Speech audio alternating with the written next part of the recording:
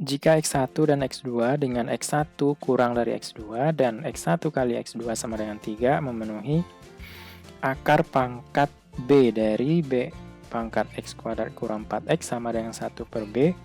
Untuk B-nya lebih dari 0, maka nilai dari B buka kurung X2 dikurang X1 adalah.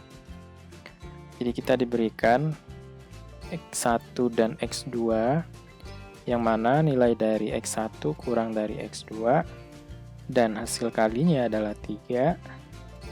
Selanjutnya, akar pangkat B dari B dipangkatkan dengan X kuadrat dikurang 4X sama dengan 1 per B. Ya. Nah, supaya akar pangkat B-nya bisa kita hilangkan, ya, maka ini kita pangkatkan lagi dengan B. Perlakukan kedua ruas dengan hal yang sama. Kalau ini dipangkatkan B, maka ruas kanan juga harus dipangkatkan dengan B. Nah, akar pangkat B, ya, kalau kita pangkatkan dengan B, kan gini. Akar pangkat 4 dari X. Kalau kita pangkatkan dengan 4, ini sama dengan X. Akar pangkatnya hilang ya.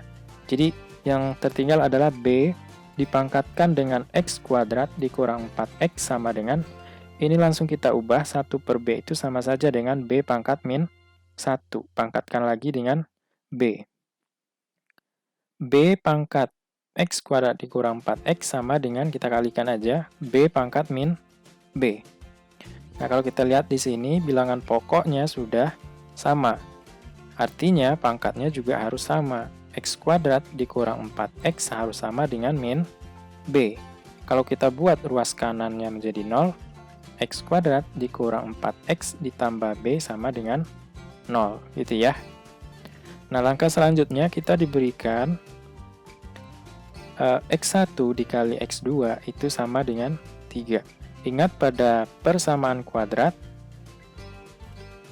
kalau kita punya AX kuadrat ditambah BX ditambah C sama dengan 0, yang mana akar-akarnya adalah X1 dan X2, maka X1 ditambah X2 ini sama dengan min B per A. Sedangkan hasil kalinya sama dengan C per A. Nah, kalau begitu, X1 dikali X2 sama dengan 3, berarti B per A. A-nya 1 ya. Berarti B per 1. Tinggal B ya. B sama dengan 3. Kalau kita substitusikan B-nya sama dengan 3 ke persamaan ini, jadinya apa? X kuadrat dikurang 4X tambah 3 sama dengan 0. Ya kan? Nah, kalau kita faktorkan, hasil kalinya 3, hasil tambahnya min 4. Bilangan itu adalah min 1 dan min 3. Dengan demikian, kita dapatkan X-nya sama dengan 1 atau X-nya sama dengan 3. Ya kan? Dan di soal, X1-nya kurang dari X2. Ya, sehingga X1-nya ini bernilai 1 dan X2-nya bernilai 3. Nah, kita sudah dapatkan nilai dari B, ya, X1 dan X2. Pertanyaan soal adalah nilai dari B dikali dengan X2 dikurang X1. B-nya 3, kita kalikan dengan X2-nya 3 dikurang 1. Jadi 3 dikali 2, berapa? 6. Sehingga jawaban yang memenuhi adalah yang E.